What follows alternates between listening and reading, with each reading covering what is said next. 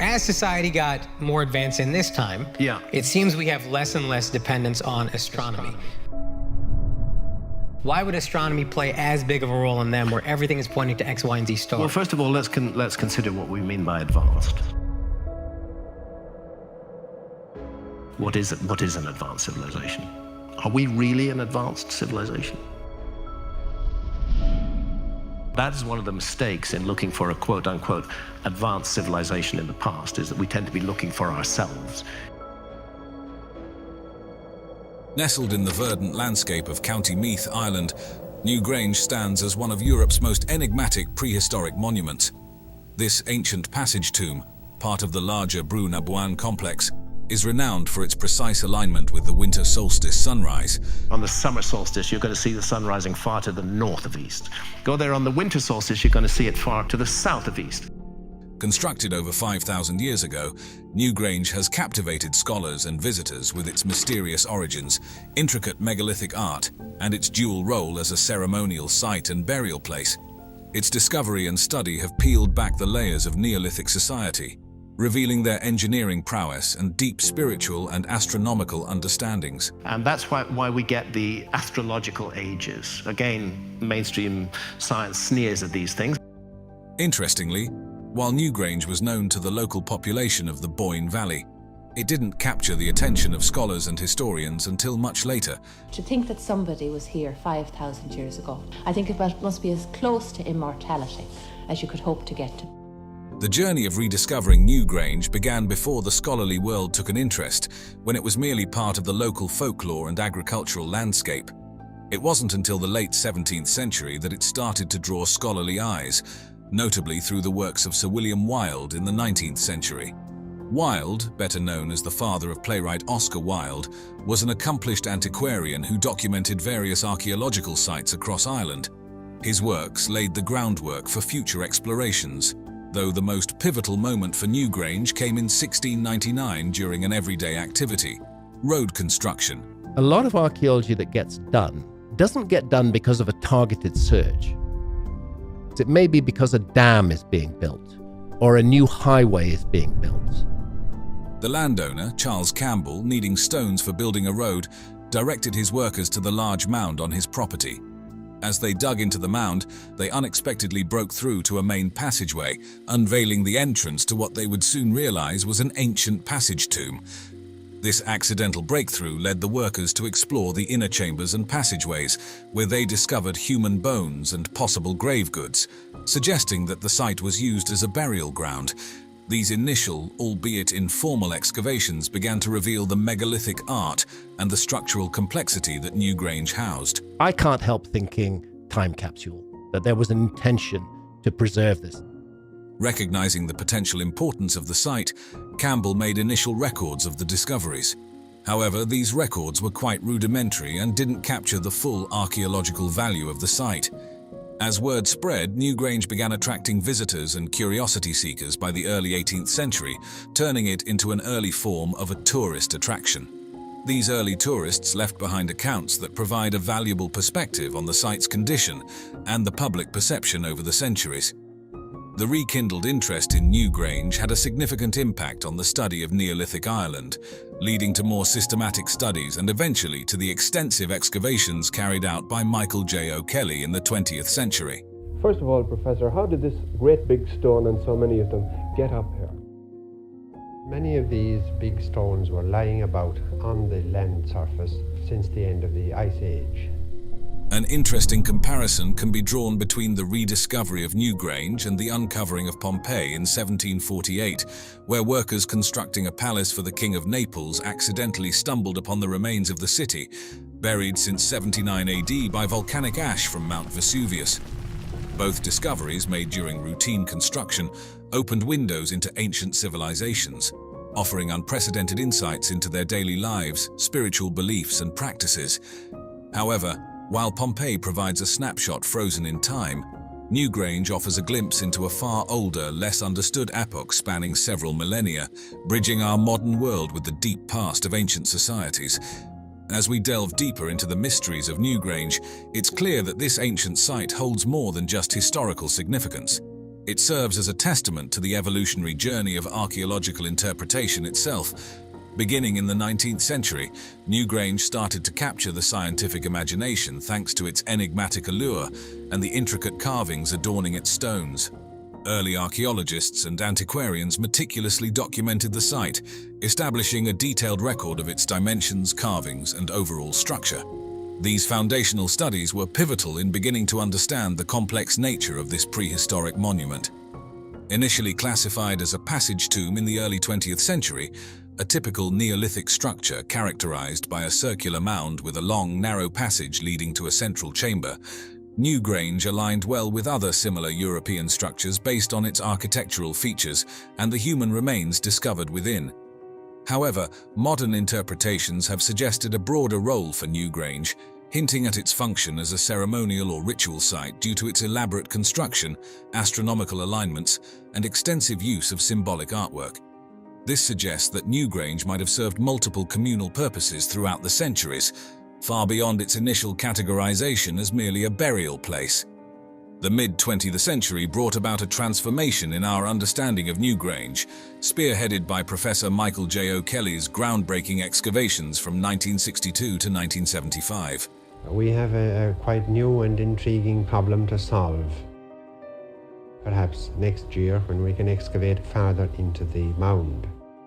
His extensive and scientifically rigorous work systematically revealed the structural integrity and design of the site, showing how the Neolithic builders expertly constructed the mound and its internal passages.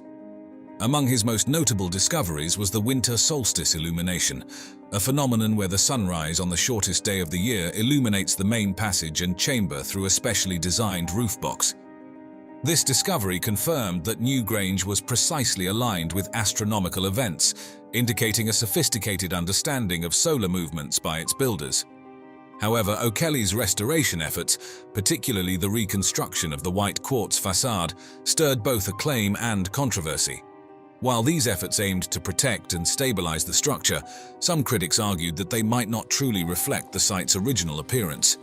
Despite these debates, O'Kelly's work has been crucial in preserving Newgrange for future generations and maintaining its status as a UNESCO World Heritage Site.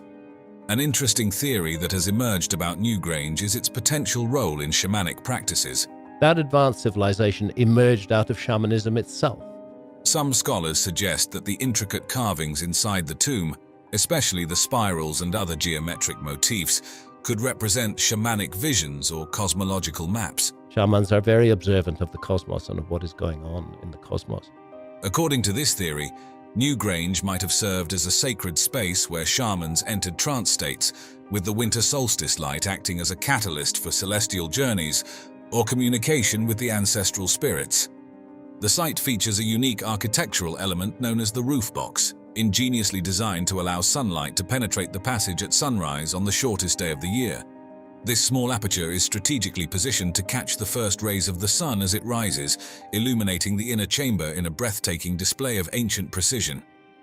The significance of this event extends beyond its architectural marvel.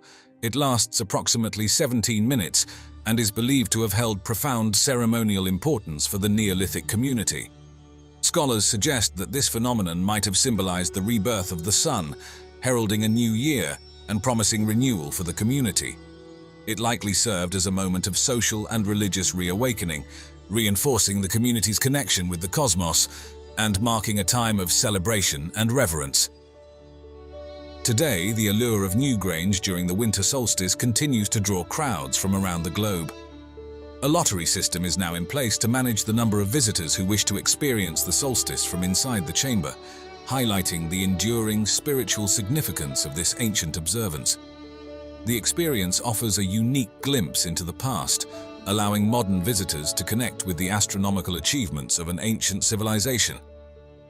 Notably, human bones found within the chambers suggest that Newgrange was used as a burial site, though not uniformly across all chambers. This selective usage adds to the mystery of Newgrange, indicating it may have served multiple functions, possibly as a final resting place for important members of the community. Drawing a parallel with another marvel of ancient engineering, the Egyptian pyramids, particularly the Great Pyramid of Giza, We see a similar integration of astronomical knowledge into architectural design. Like Newgrange, the Great Pyramid is precisely aligned with celestial events, thought to have been oriented with the pole star of the time, Polaris. This alignment not only underscores their function as tombs or temples, but also as calendars or astronomical observatories, embedding the movements of the sun, moon, and stars into their structures. Both Newgrange and the Great Pyramid stand as testaments to the advanced astronomical understanding of their builders, bridging the earthly and the divine in their monumental designs. Before the deluge, before the waters rose and reshaped the world, a time of giants walked the earth. A time whispered about in ancient texts, a time shrouded in myth and mystery, the Great Flood. Was it a literal event, a global catastrophe, or a metaphor, a symbolic cleansing? Whatever the truth, the fossil record reveals a world far stranger than we imagined. A world where colossal beasts shared the land with our earliest ancestors. Mammuthus primigenius. Perhaps the most iconic of all Ice Age giants, the woolly mammoth was a true behemoth, perfectly adapted to the frigid conditions of the Mammoth Steppe, a vast grassland that stretched across northern Eurasia and North America. These majestic creatures were not merely animals to our ancestors. They were sources of sustenance, materials for survival, and objects of spiritual significance. Imagine an elephant draped in a thick, shaggy coat of fur with long, curved tusks and smaller ears than its modern relatives. This was the woolly mammoth, a creature built to withstand the icy plains. Males could reach a shoulder height of over 9 feet and weigh up to 6 tons, while females were slightly smaller. Their thick fur, up to 35 inches long, provided insulation against the cold, and a layer of subcutaneous fat further helped to conserve heat. Woolly mammoths were herbivores, primarily grazing on grasses and sedges. They roamed the Mammoth Steppe, a vast grassland that stretched across northern Eurasia and North America. This habitat provided an abundance of vegetation to sustain their massive bodies. Early humans hunted woolly mammoths for food and utilized their bones and tusks for creating tools, weapons, and dwellings. Evidence of this interaction can be found in cave paintings and engravings on mammoth tusks. It is believed that the woolly mammoth disappeared either because of climate change, which led to a shrinkage of its habitat, or because humans hunted it to extinction, or as a result of both. In some cultures, mammoth remains were interpreted as the bones of giants or mythical creatures. These legends often attributed supernatural powers to the mammoth, reflecting the awe and wonder these creatures inspired. Megalania, Varanus pariscus. Venture into the prehistoric landscapes of Australia, and you might have encountered Megalania, a colossal monitor lizard that dwarfed even the Komodo dragon. This apex predator ruled the Pleistocene epoch, striking fear into the hearts of its prey. Megalania was a giant goanna, reaching an estimated length of up to 23 feet and weighing over a ton. Its powerful limbs, sharp claws, and serrated teeth made it a formidable hunter. This fearsome predator inhabited open forests, woodlands, and grasslands of eastern Australia. Its diet likely consisted of large mammals, snakes, other reptiles, and birds. Like its relative, the Komodo dragon, Megalania may have been an ambush predator scavenger whose toxic saliva would have caused infection and death to its victims. Megalania coexisted with the ancestors of Aboriginal Australians. While direct evidence of their interactions is limited, it's plausible that early humans encountered this giant lizard, potentially inspiring legends and myths.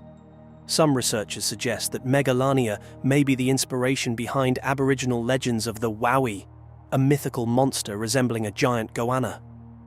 These stories depict a fearsome creature that could devour an entire tribe in a single meal. Short-faced bear, Arctodocymus. Imagine a bear that stood over 12 feet tall on its hind legs, with a massive build and powerful limbs. This was the short-faced bear, one of the largest land mammals to ever exist. The short-faced bear was characterized by its short snout, long legs, and massive size. It was significantly larger than any modern bear species, with some individuals weighing over 2,000 pounds. This bear was highly adaptable, inhabiting a variety of environments, including grasslands, woodlands, and even tropical thorn shrub. It probably scavenged and preyed upon large herbivores, such as bison, muskoxen, deer, caribou, horses, and ground sloths.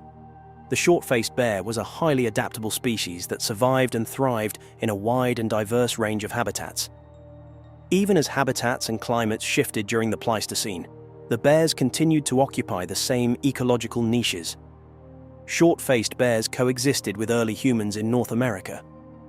Some researchers suggest that these bears may have posed a significant threat to early human populations, potentially delaying their migration into North America. The abundance of the giant short-faced bear in the Bering Land Bridge area could have been a factor in this delayed migration. While specific legends about the short-faced bear are not widely known, its imposing size and predatory nature likely inspired fear and caution among early humans. Gigantopithecus blacki gigantopithecus, the largest known primate, inhabited Pleistocene Southeast Asian forests, reaching over 10 feet tall and weighing over 1,000 pounds.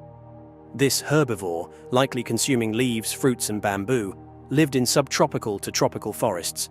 Its exact appearance is debated, with some suggesting a resemblance to a giant orangutan and others to a gorilla. While direct interaction with early humans is uncertain, their coexistence sparks speculation. Some believe Gigantopithecus may have inspired Yeti or Bigfoot legends. Smilodon fatalis, the iconic saber-toothed cat of the Ice Age, possessed impressive 11-inch fangs and a powerful build, roughly the size of a modern lion but more robust. It roamed the Americas, preying on large herbivores like bison and ground sloths, favoring closed habitats for ambush hunting. Evidence suggests social behavior, including cooperative hunting, which likely aided in taking down large prey. Smilodon coexisted with early humans, and while direct interaction is limited, its formidable presence likely influenced early human stories and perceptions. Cave hyena, Crocuta crocuta spelaea. During the Ice Age, the cave hyena dominated European landscapes. This robust predator, a close relative of the spotted hyena, was significantly larger and more powerful. It thrived in both caves and open areas, hunting large mammals like bison and rhinoceros. Importantly, cave hyenas coexisted with early humans and Neanderthals, leading to competition for resources and potential predation. Their presence is also reflected in Paleolithic rock art, indicating their cultural significance. Columbian mammoth, Mammuthus columbi. The Columbian mammoth, a large relative of the woolly mammoth, thrived in warmer North American regions during the Pleistocene. Reaching 14 feet tall and 10 tons, it had long tusks and a less dense coat. A grazer of grasslands and savannas, early humans both feared and revered the massive creature that coexisted with them. They hunted it for food and utilized its remains for other purposes. Giant ground sloth, Megatherium americanum. The giant ground sloth, an elephant-sized herbivore, roamed Pleistocene Americas, reaching 20 feet long. It possessed large claws, likely used for feeding and defense, and consumed leaves and twigs in various habitats. Due to its enormous size, it may have been hunted by early humans and inspired legends. Dire wolf, Enoceon dirus. Imagine a wolf, not just larger but more powerful, a true apex predator. This was the dire wolf, roaming North and South America during the Ice Age. Its robust physique and powerful jaws made it a hunter of formidable herbivores, but it also shared its world with early humans. What were those encounters like? Did they compete for prey? Did they avoid each other, or did they meet in conflict? While the details remain elusive, the dire wolf's predatory nature surely left a lasting impression, inspiring a mix of fear and awe. American lion, Panthera atrox. The American lion, one of the largest cats ever, prowled Pleistocene North America, rivaling the saber-toothed cat in size. Similar to modern lions but larger, it hunted large herbivores like bison and camels in grasslands and savannas. Coexisting with early humans, its imposing size and predatory nature likely inspired fear and respect. This is Baalbek in the Lebanon. Each of these 3 blocks weighs 900 tons. And it's extraordinary the way they're built into a wall and raised 30 feet above the ground like this. What archaeologists say, and it still amuses me, they found they could move 900-ton blocks, but 1,000 tons was too much for them. So they couldn't move them. In my view, that's a very un-Roman thing to do. In the verdant Bekaa Valley of Lebanon, The ancient Baalbek temple complex stands as a monumental relic of the Roman Empire, showcasing some of the largest stone blocks ever used in construction. Nearby is the quarry, and the quarry contains a number of very large blocks that were never transported. These massive stones, weighing up to 1,650 tons, surpassing the collective weight of a fleet of blue whales, pose a long-standing enigma. How were they transported and expertly placed? This mystery continues to intrigue scholars and historians, placing Baalbek at the intersection of ancient engineering and modern-day curiosity, challenging our perceptions of ancient human capabilities. That is one of the mistakes in looking for a quote-unquote advanced civilization in the past, is that we tend to be looking for ourselves. Originally a modest Phoenician town called Baalath, Baalbek was dedicated to the worship of Baal, a deity associated with the sun and storms crucial to agricultural rituals. The city's transformation began in earnest after being conquered by Alexander the Great in 334 BC, integrating Greek cultural and architectural elements, a testament to Alexander's strategy of cultural fusion across his empire. This set the stage for later Roman expansions that capitalized on Baalbek's strategic and religious significance. Roman influence in Baalbek reached its zenith in the 1st century BC, when ambitious construction projects transformed the city into a grand ceremonial hub. The Temple of Jupiter, an architectural giant of the Roman Empire, originally featured 54 colossal granite columns, each standing 70 feet tall. Today, only 6 remain, but they still dominate the landscape and offer a glimpse into the past grandeur. Adjacent to this, the Temple of Bacchus stands as a marvel of Roman decorative art, richly adorned with carvings that depict mythological scenes and festive rituals. Myths are the memory bank of our species. Treating the myths as a way of passing on true information. Yes. The nearby Temple of Venus, with its distinctive circular design, deviates from traditional Roman architectural practices and illustrates the syncretic blending of Roman and local religious traditions. The construction of Baalbek, particularly the transportation and installation of its immense limestone blocks, invites comparisons to other architectural wonders like the Egyptian pyramids and Stonehenge, highlighting the Romans' advanced engineering skills. More than just an architectural feat, Baalbek served as a cultural nucleus, drawing pilgrims and viewers from across the empire for religious festivals and games, a fusion of Roman and indigenous traditions in a vibrant public spectacle. When compared to other iconic Roman structures like the Pantheon in Rome, Baalbek is distinguished by its sheer scale and the logistical challenges involved in erecting such monumental structures far from Rome. The Pantheon, with its vast dome and central oculus, showcases Rome's architectural ambition in an urban context, similar in spirit, but executed under different circumstances.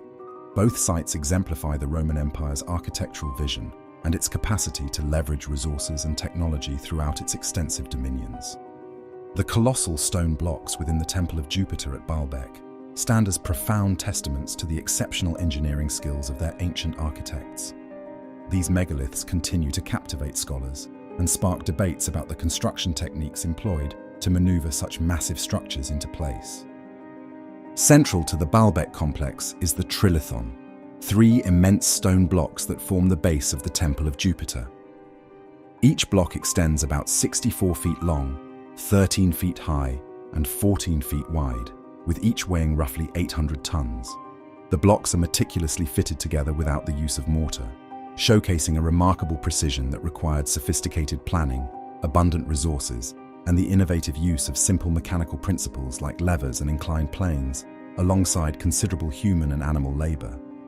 Located approximately 900 meters from the main temple area, in a nearby quarry, rests the stone of the pregnant woman. This enormous stone, about 69 feet in length and weighing approximately 1,000 tons, remains where it was originally carved.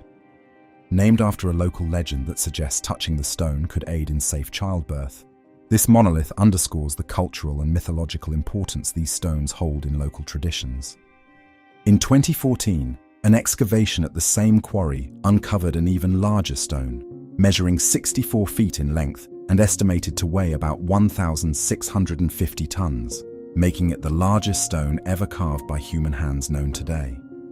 This find has significantly broadened our understanding of the technological prowess and capabilities of the ancient builders. When compared to other ancient structures, the scale of Baalbek's stones is particularly striking. For instance, Stonehenge in England, famous for its prehistoric circle of standing stones, features the largest stone weighing around 30 tons, a fraction of the size of Baalbek's stones. The logistics involved in transporting the Stonehenge stones over considerable distances also demonstrate remarkable ingenuity, but on a different scale. Furthermore, the Egyptian pyramids, notably the Great Pyramid of Giza, primarily utilize limestone blocks weighing between 2 to 15 tons, with the largest granite blocks in the King's Chamber weighing between 25 to 80 tons. But remember that the ancient Egyptians tell us in many of their texts that everything they knew was a legacy. The Baalbek stones significantly surpass these in size, highlighting the unique challenges and advanced skills needed for their transport and placement. Unlike the pyramids, which were primarily tombs, the temples at Baalbek had ceremonial and religious functions, showing different motivations for employing such massive stones in ancient construction. This comparison not only showcases the monumental scale of Baalbek's engineering feats, but also emphasizes the varied architectural and cultural roles these structures played in their respective societies. The Baalbek temple complex, renowned for its colossal stone blocks, exemplifies one of the ancient world's most remarkable engineering feats. The construction of this monumental site demanded more than sheer physical force. It required intricate planning, sophisticated organizational skills, and a profound grasp of engineering and physics principles.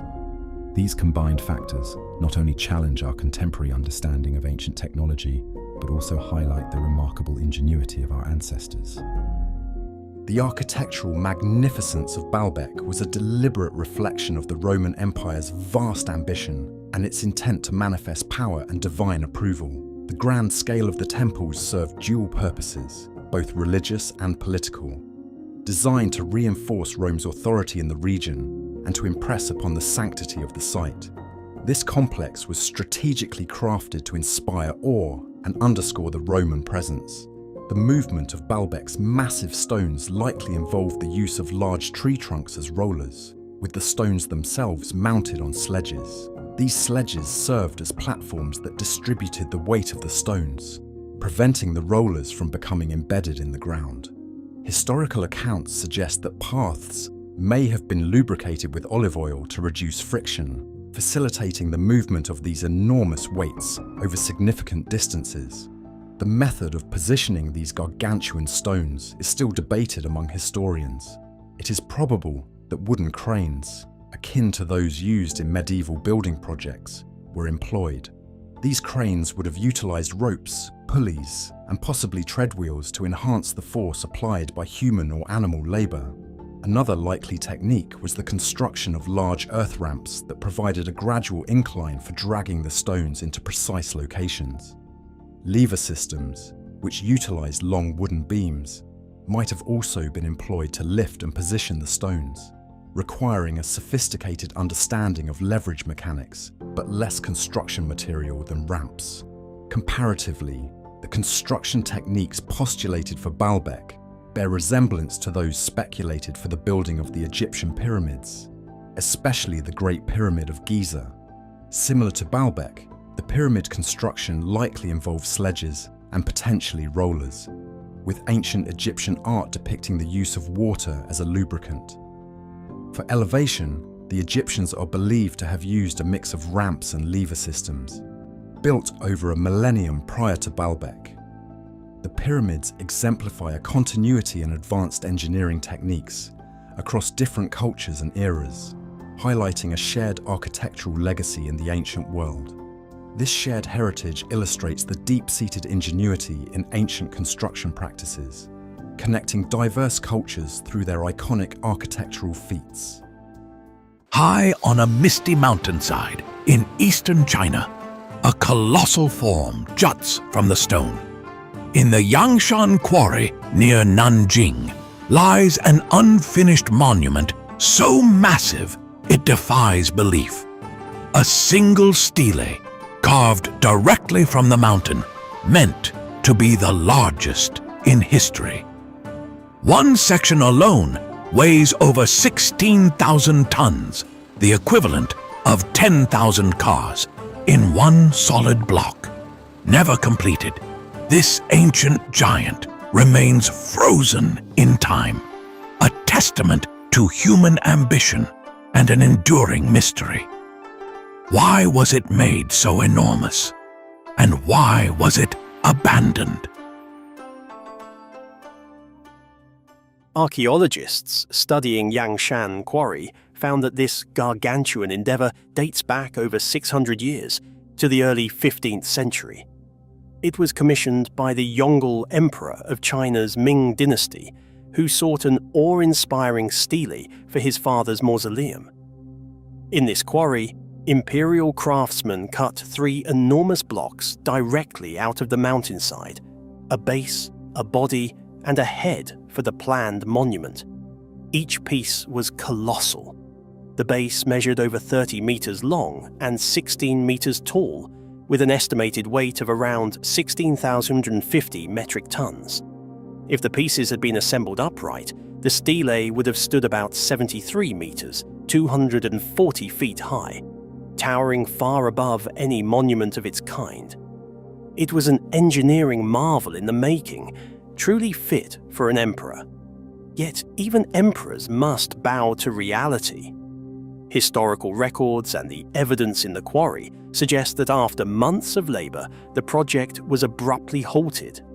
The architects realised that moving such monoliths, hauling them down the mountain and then tens of kilometres to the capital, was physically impossible with the technology of the time. The giant stones, partially detached from the bedrock, were simply too heavy to transport. One can imagine the moment of dawning dread when the engineers understood their grand stele could never be delivered. Work ceased, leaving the behemoth blocks in situ where they remain to this day. It's as if the ancient world took a pause mid-breath, freezing this scene for eternity. Standing before these stones today, one can't help but feel a sense of mystery. They have rested here through 6 centuries of history, enduring earthquakes, monsoons, and the slow march of time. It's tantalizing to think the Yangshan megaliths have essentially survived every natural disaster thrown at them. In Chinese folklore, there's a story of a great flood in remote antiquity that nearly wiped out civilization. And though the Yangshan Quarry came long after that era, its mighty stones look as though even a world-drowning deluge couldn't budge them. Remarkably, modern science has found evidence that China's legendary Great Flood was likely a real event around 4,000 years ago, when a massive dam burst on the Yellow River unleashed an inland tsunami. Perhaps memories of such calamities echoed through the ages and inspired later generations to build monuments that could withstand anything. Looking at Yangshan's unmoved megaton stones, you get the eerie sense they were built to last, to resist not just the elements, but maybe even a flood of mythic proportions. As incredible as Yangshan is, it is not unique. In the fertile Bekaa Valley of Lebanon, another ancient site holds its own gigantic secrets. Baalbek.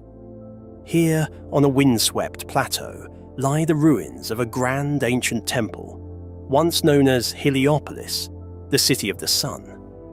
At first glance, you see elegant Corinthian columns and fallen marble from Roman times.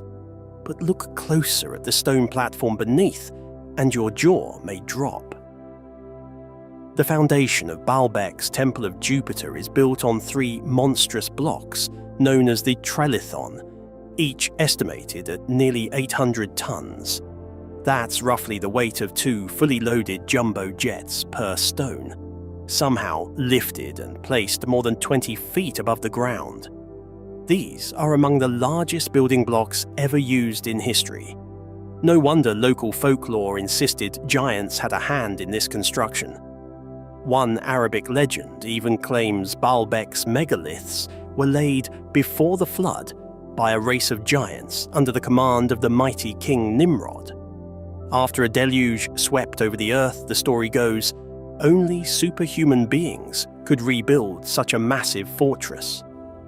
When you stand beside the trilithon stones, their faces smooth, their seams so tight a knife blade can't slip in, it's easy to see how those legends arose. How on earth did ancient people move and stack these colossal rocks? But the story doesn't end here. In fact, our next journey takes us even deeper into the unknown, beneath the waves. If massive stoneworks on land are astounding, imagine discovering one underwater. In our next episode, we'll dive off the coast of Japan, where scientists have uncovered a mysterious submerged structure that might predate recorded history. This immense formation is so precise and ancient that some researchers whisper it could be a pre-flood monument, something no known civilization could have built. What lies on the sea floor, and could it rewrite our understanding of human history? Join us next time to explore that abyssal discovery. You won't want to miss it. Japan is a megalithic culture. Many of the megaliths in Japan have never really been properly studied. If you have a relatively short time frame, searching for a lost civilization becomes much more complex and much more difficult. But if you have a very long time frame to deal with, there's much more material to investigate. And I wonder if some other sites have been misinterpreted, if sites are multi-layered, that many different cultures have been involved in them. Imagine standing before a vast network of subterranean caverns, extending thousands of square meters deep into the earth, carved from the unique volcanic tuff known as Oya stone. The caverns at the Oya stone quarry in Utsunomiya were first created centuries ago, and it seems nearly impossible for humans of that era to have shaped such an immense and complex structure with nothing more than rudimentary tools and sheer human effort. Yet, somehow they did. Was there more at play here than meets the eye? I can't help thinking time capsule, that there was an intention to preserve this. Fast forward to today, and despite our advanced technology and engineering prowess, replicating such a feat remains a formidable challenge. This marvel of both natural formation and human endeavour invites us to explore its depths, uncovering the secrets held within its echoing chambers and imposing walls. I want to know what else is going to be found that hasn't been investigated yet at all. We're just touching the edge of a huge mystery. The history of the Oya stone quarry reveals a fascinating evolution in Japan's building practices, showcasing the transition from localized resource extraction to large-scale industrial use. Although the exact date of the quarry's discovery isn't precisely documented, evidence suggests that small-scale extraction began around the Heian period. The history is largely that period for which we have written documents, and archaeology is the period before that where we don't have written documents. The stone's unique properties quickly made it popular for local construction needs, particularly in building religious structures like temples and shrines. Its ease of carving, when freshly quarried, made it ideal for creating the detailed sculptures and iconography integral to these religious sites.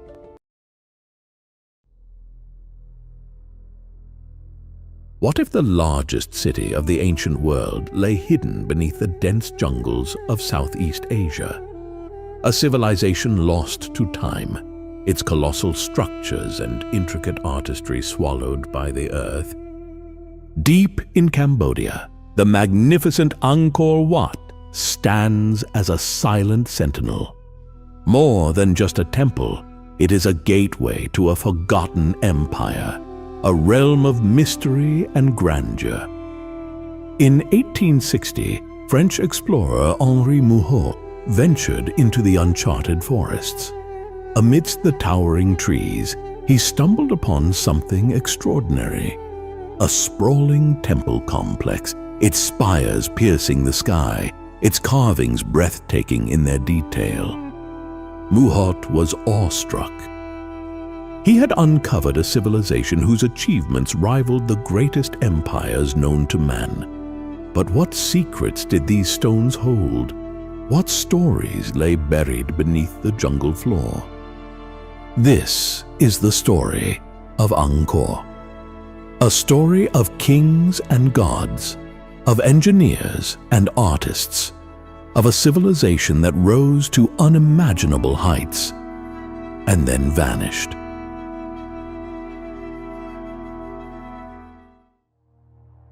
What if the largest city of the ancient world lay hidden beneath the dense jungles of Southeast Asia, its colossal structures and intricate artistry forgotten by time?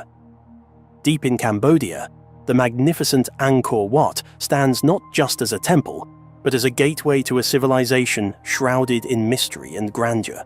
In 1860, French explorer Henri Mouhot ventured into the uncharted forests of Cambodia. Amidst the towering trees and tangled vines, he stumbled upon something extraordinary: a sprawling temple complex with soaring spires and exquisite carvings. Astonished, he wrote, "One of these temples, a rival to that of Solomon and erected by some ancient Michelangelo, might take an honorable place beside our most beautiful buildings." His discovery of Angkor Wat unveiled to the Western world a civilization whose achievements rivaled the greatest empires known. Angkor Wat is the largest religious monument on Earth, covering over 162 hectares. Built in the early 12th century by King Suryavarman II, it was dedicated to the Hindu god Vishnu before transforming into a Buddhist temple. The temple's 5 central towers symbolize the peaks of Mount Meru, the sacred mountain at the center of the Hindu universe.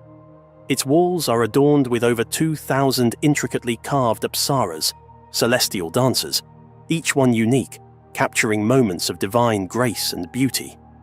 But Angkor Wat is just the beginning.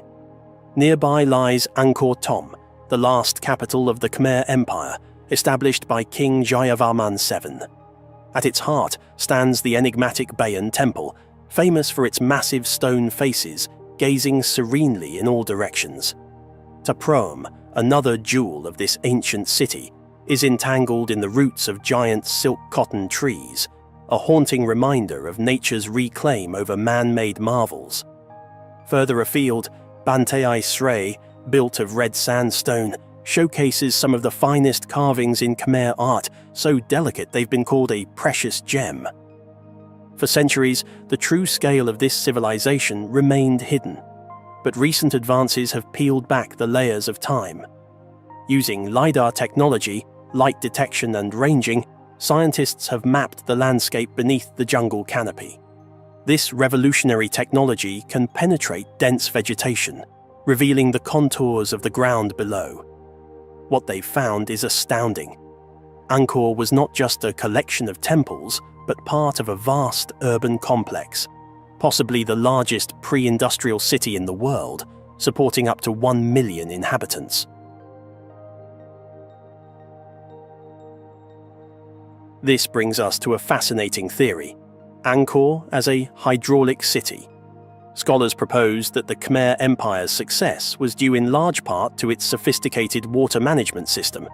Massive reservoirs called barays, some measuring 8 kilometers long and holding up to 50 million cubic meters of water, collected and distributed water through an intricate network of canals, moats, and spillways.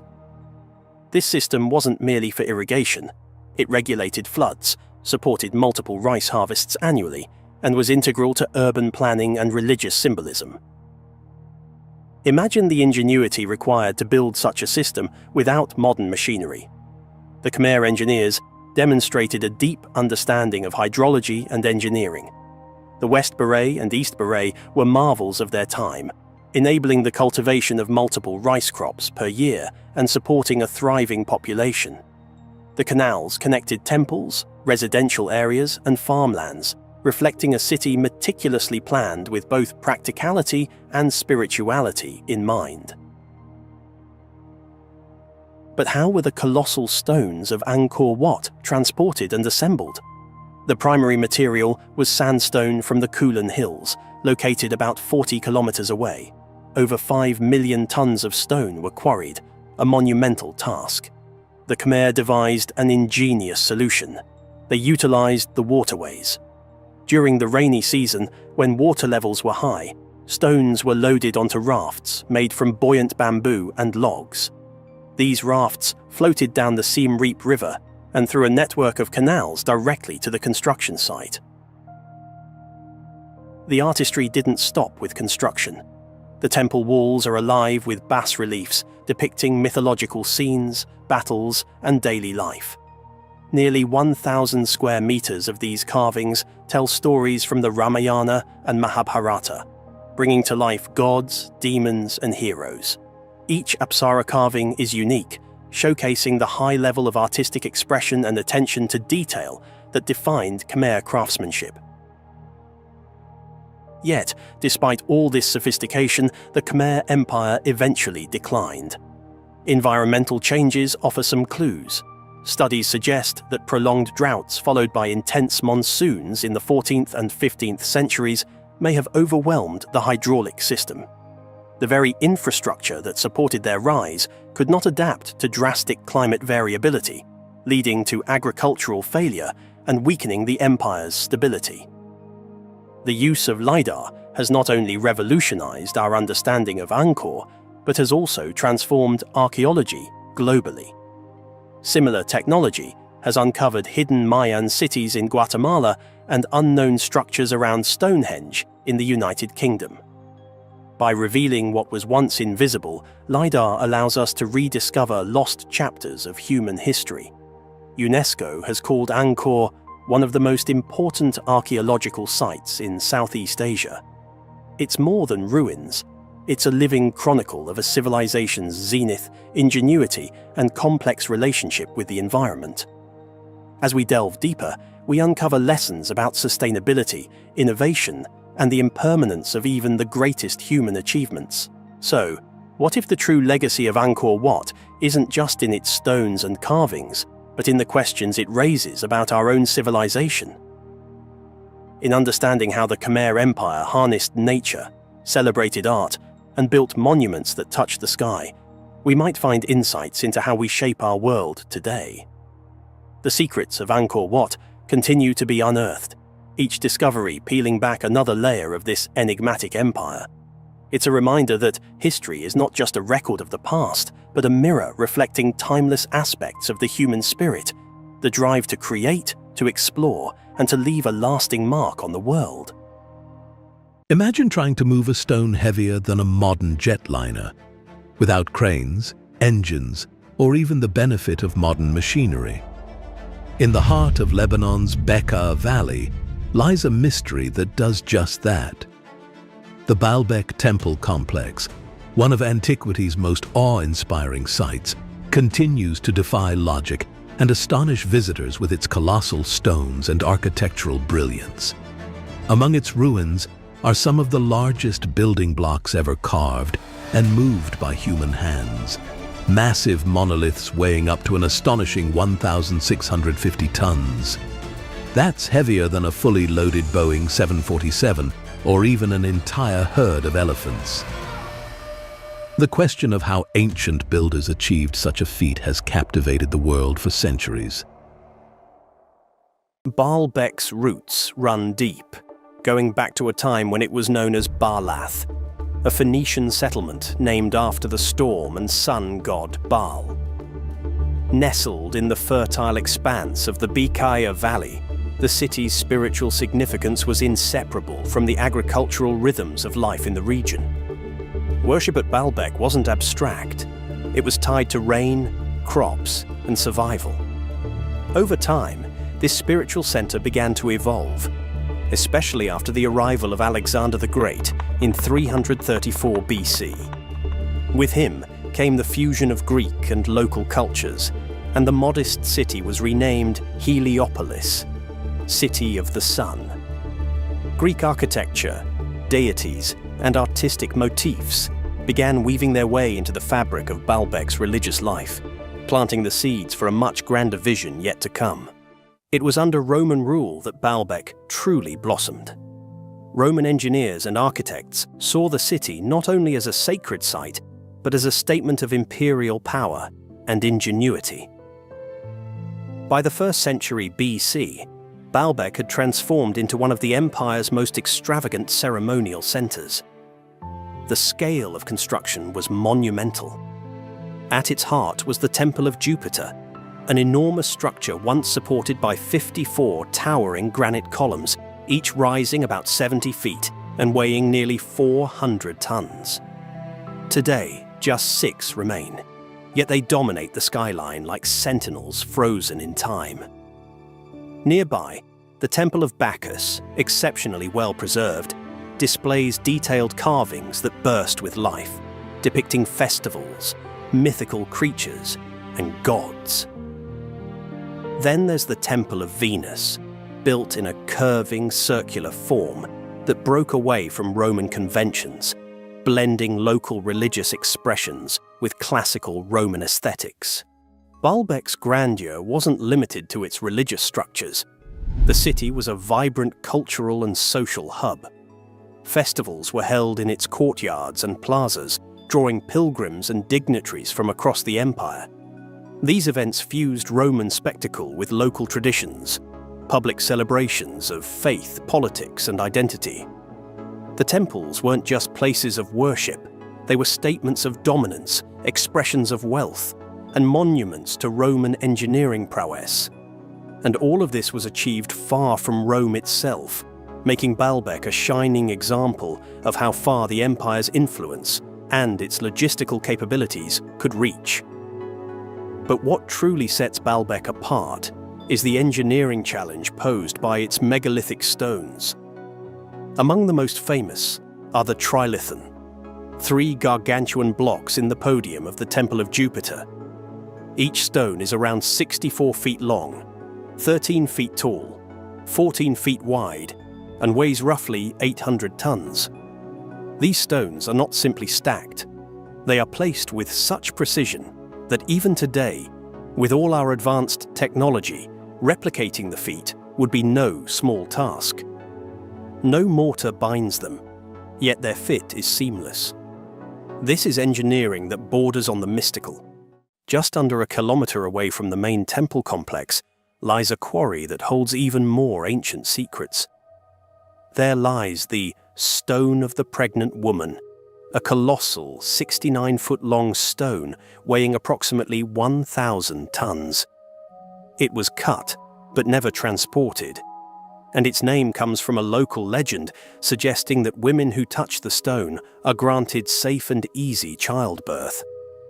This folklore adds a human layer to the story, showing how the site has remained embedded not only in history books, but also in local memory and tradition. Then, in 2014, archaeologists uncovered an even more staggering stone in the same quarry, estimated to weigh a jaw-dropping 1,650 tons. This newly revealed monolith is believed to be the largest stone ever carved by human hands. Its discovery pushed the boundaries of what we thought possible for ancient engineering.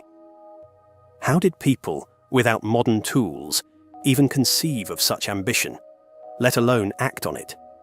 Theories abound, but definitive answers remain elusive. To grasp the true magnitude of Baalbek's engineering, it helps to compare these feats to other ancient wonders. The heaviest stones at Stonehenge weigh around 30 tons, a marvel in their own right, transported over long distances with great effort. But compared to Baalbek, they're featherweights. The Great Pyramid of Giza, often considered the epitome of ancient construction, used limestone blocks, averaging 2 to 15 tons, with its largest granite slabs topping out at about 80 tons. Baalbek's stones, many of which are 10 to 20 times heavier, rewrite the benchmarks of ancient engineering. How did the builders manage it? A leading theory points to wooden rollers and sledges made from tree trunks to distribute the weight and reduce drag. Historians also believe olive oil may have been used as a lubricant, an ancient method even noted in historic texts. To lift the stones, builders likely used wooden cranes with pulleys and tread wheels, or long earthen ramps and lever systems that demanded precise teamwork and engineering skill. Interestingly, these techniques mirror those believed to have been used in constructing the Egyptian pyramids. Though Baalbek's temples and Egypt's pyramids had different functions, both emerged from a common mastery of logistics and construction. Baalbek is more than ruins. It's a monument to enduring questions. How far did ancient innovation really go? What meanings did these stones carry for their creators? What secrets remain buried, waiting to be unearthed? Each carved block whispers of human ambition, creativity, and the universal drive to reach beyond the ordinary. Baalbek's story isn't just set in stone. It lives in the imagination of all who witness it. If you thought the ruins we just explored were beyond belief, hold on. Because what scientists found next takes the mystery to a whole new level. Hidden deep beneath the earth lies a pre-flood megastructure so massive, so advanced, there's not a single historical record that even hints at its existence. We have this curious stonework, and we also have it at Alakahoyuk in Turkey. Exactly the same kind of thing. Is this a coincidence, or is there something going on behind the scenes of history that we've not been fully informed about yet? Perched high atop the rugged peaks of the Taurus Mountains in southeastern Turkey, the tomb of King Antiochus Theos of Commagene at Mount Nemrut beckons with the whispers of ancient secrets and celestial mysteries. Erected over 2 millennia ago, this monumental sanctuary is not only a marvel of Hellenistic engineering, but also a cryptic canvas of colossal gods and inscriptions that blend the myths of East and West. As the sun rises and sets, aligning perfectly with the stone behemoths that guard this sacred summit, the mystery deepens. What divine ambitions did this forgotten king harbor, and what secrets lie buried beneath these stone giants, silently watching over the empire of Commagene? For centuries, the towering statues of Mount Nemrut stood silently, known only to the local people who wove their existence into the fabric of local myths, calling it the throne of the gods. This mix of reverence and legend kept the site tucked away in the annals of folklore until a twist of fate brought it back into the light. In the 1880s, Karl Sester, a German road engineer working on infrastructure projects for the Ottoman Empire, stumbled upon these majestic relics not out of archaeological zeal, but through sheer happenstance. His subsequent sketches and reports were the first to unveil the grandeur of Nemrut's statues to the Western world, sparking a wave of interest among European archaeologists and historians. The rediscovery of Mount Nemrut set the stage for a series of explorations that would delve deeper into its historical and cultural contexts. Shortly after Sester, Osman Hamdi Bey, an Ottoman archaeologist and painter, conducted more systematic studies at the site. He proposed that the Grand Mound could very well be the tomb of King Antiochus III of Commagene, an idea supported by the inscriptions and formidable statues that guard the site. This period marked a significant turning point, drawing a flurry of academic expeditions that pieced together the narrative of King Antiochus I, while enriching the field of Near Eastern archaeology. The artistic styles of the statues, with their blend of Persian, Hellenistic, and indigenous elements, provide a fascinating glimpse into the cultural interplay of the Hellenistic period, post-Alexander the Great's conquests. This fusion of artistic influences offers a window into the dynamic cultural exchanges of the era, further underscoring the historical significance of southeastern Turkey as a cultural crossroads. Perched at an altitude of 2,134 meters in the rugged Taurus Mountains, Mount Nemrut commands a view that stretches vast and wide, overseeing the Euphrates River Valley. This strategic and visual dominance was no accident. It was a clear symbol of power and divine status, meticulously chosen by King Antiochus I. The site's layout, with its statues and burial mound aligned to catch the rays of the rising sun during the equinox and the setting sun at the summer solstice, underscores the solar worship prevalent during Antiochus's reign. This astronomical alignment not only highlights the king's desire to link himself with the cosmos, but also speaks volumes about the sophisticated understanding of celestial patterns by ancient civilizations.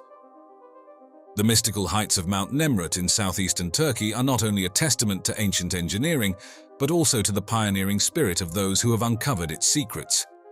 In 1953, American archaeologist Teresa Gurl began a systematic exploration of this enigmatic site. which was particularly groundbreaking as it was one of the first major archaeological projects led by a woman.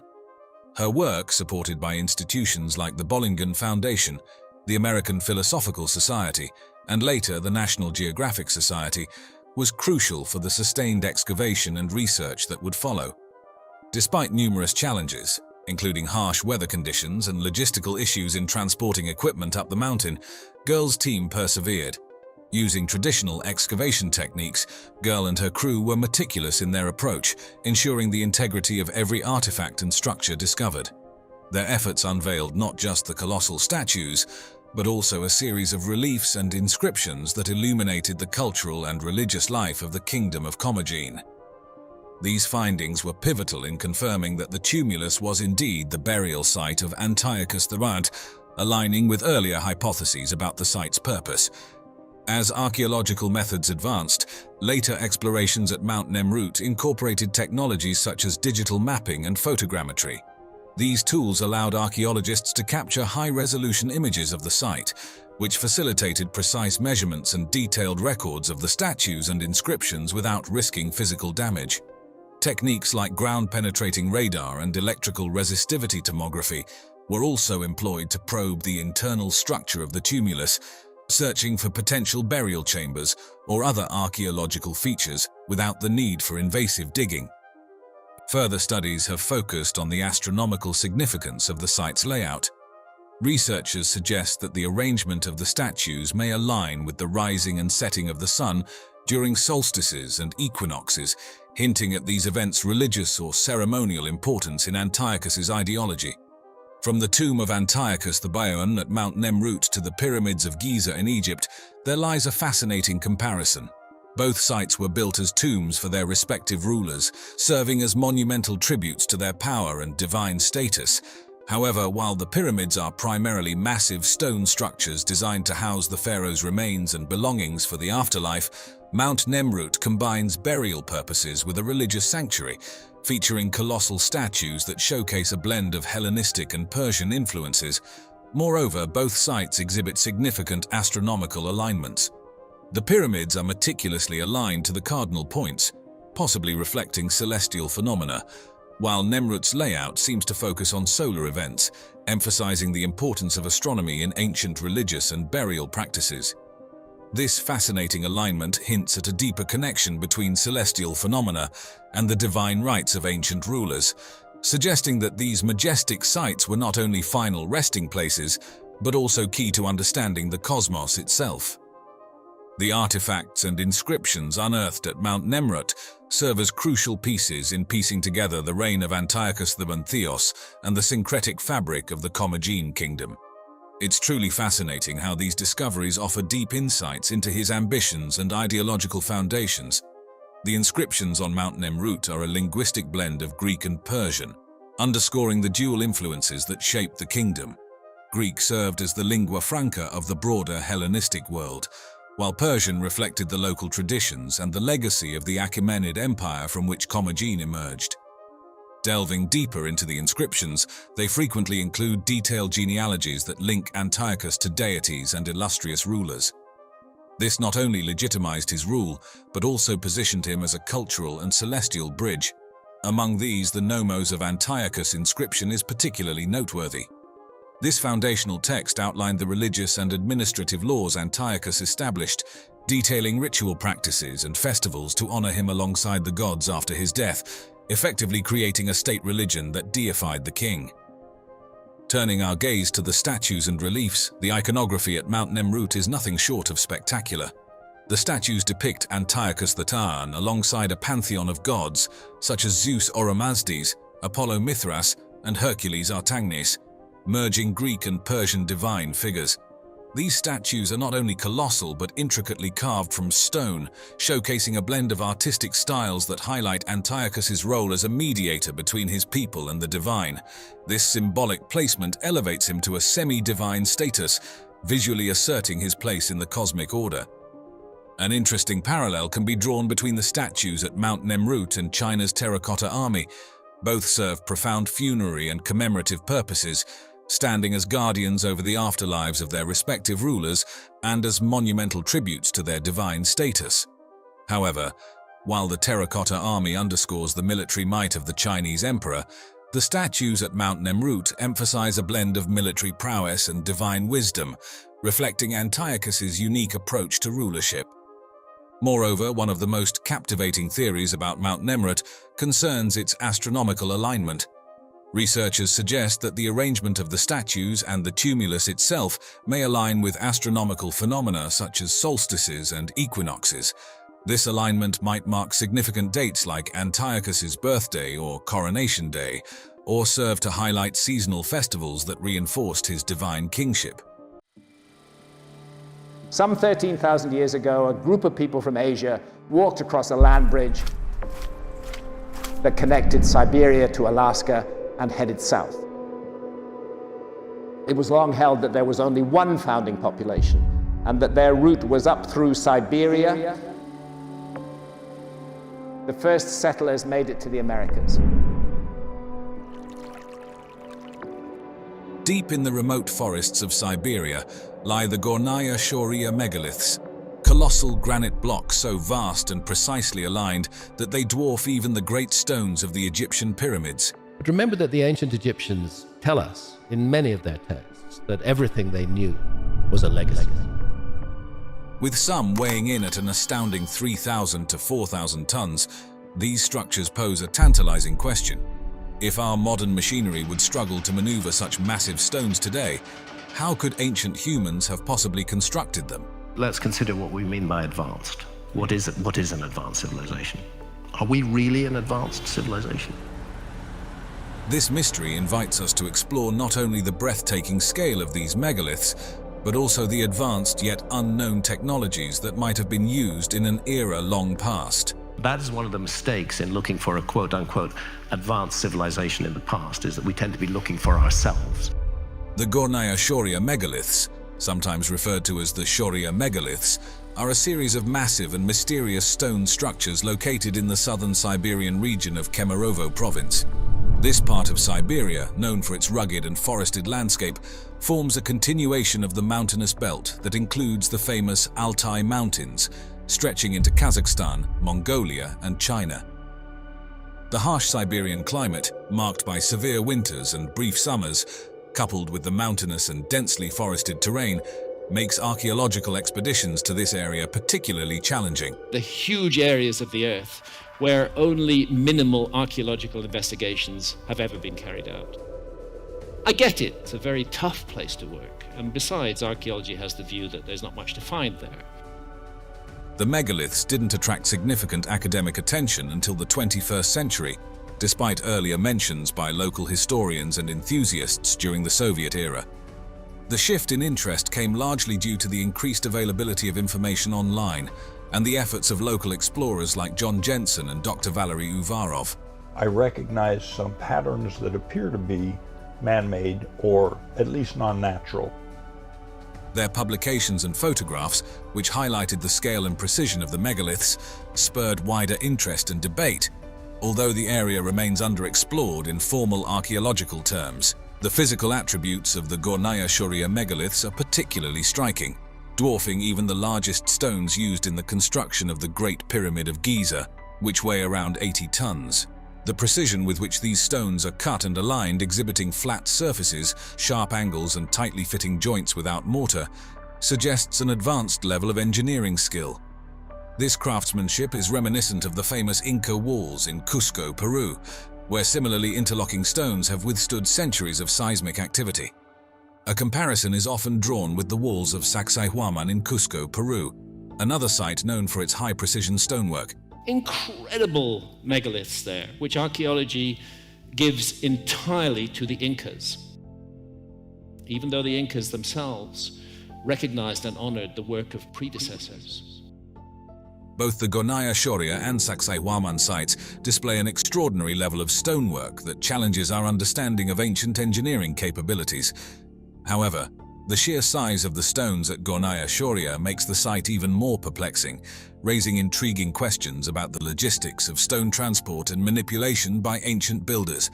The Gornaya Shoria megaliths have captured the imagination of many, but they also offer a fascinating case study for geologists who propose that these giant formations could be entirely natural.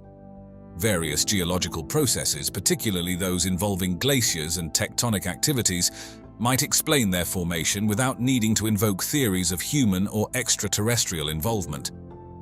During the last ice age, massive glaciers moved across landscapes, carrying large boulders known as erratics far from their original quarries. As these glaciers retreated, they left behind these huge stones. Additionally, as the ice moved, it could polish and create striated marks on the surfaces of these rocks, contributing to the smooth and flat appearances that some of the Shaurya megaliths exhibit. This is not uncommon in other parts of the world where glacial activities have shaped the terrain. Beyond glaciation, the processes of weathering play a significant role. Chemical weathering, where the rock interacts with the environment, can dissolve weaker materials in the stone, leaving behind angular blocks that might appear artificially carved. Meanwhile, the freeze-thaw cycles typical of Siberia's harsh climate cause the rocks to crack and break naturally along lines of weakness, forming the angular structures observed today. The region's intense seismic activity also contributes to the megalith's mysterious shapes. The area is prone to movements in the earth that can fracture bedrock, creating sharp, angular formations that mimic the appearance of quarried stone.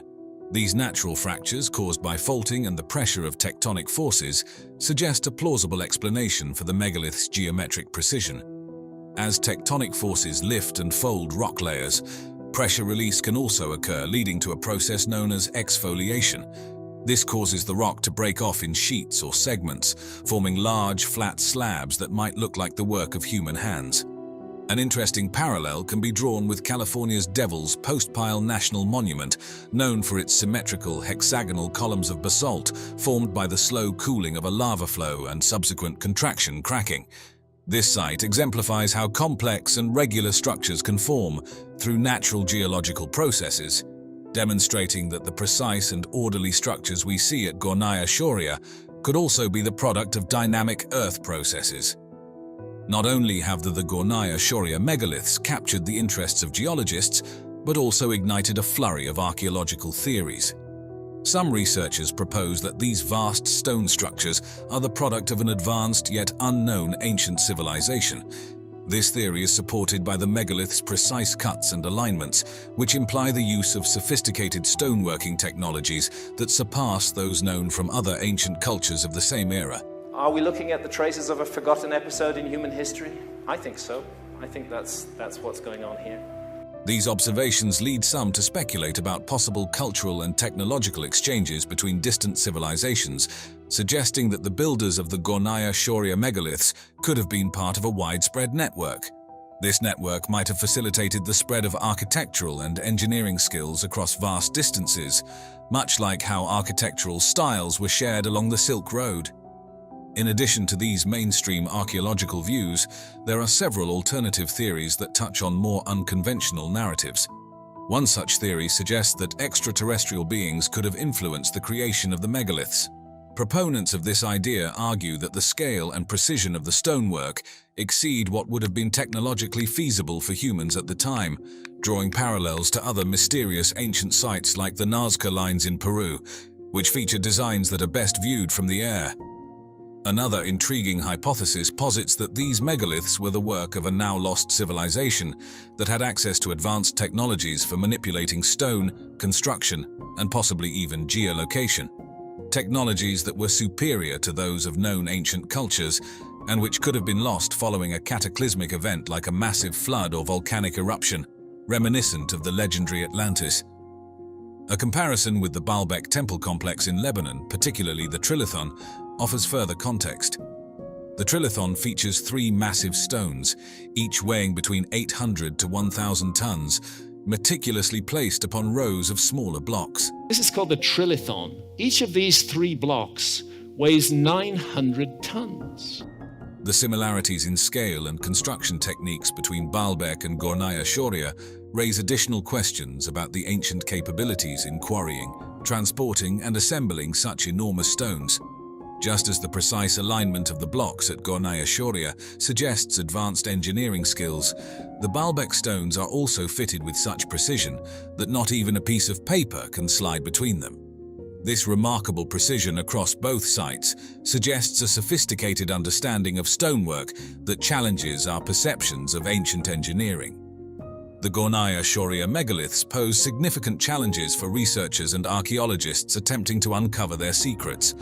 The region is famously difficult to access, characterized by dense forests and mountainous landscapes that are tough to navigate. The climate further complicates research efforts, with harsh winters that bring heavy snowfall and freezing temperatures, limiting fieldwork to the brief Siberian summer months. The nearby settlements offer limited resources, making it challenging to support sustained scientific activities.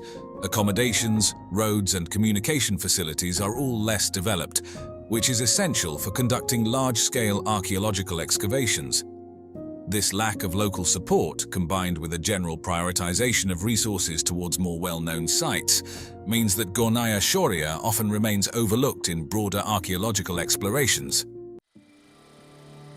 Some 13,000 years ago, a group of people from Asia walked across a land bridge that connected Siberia to Alaska and headed south.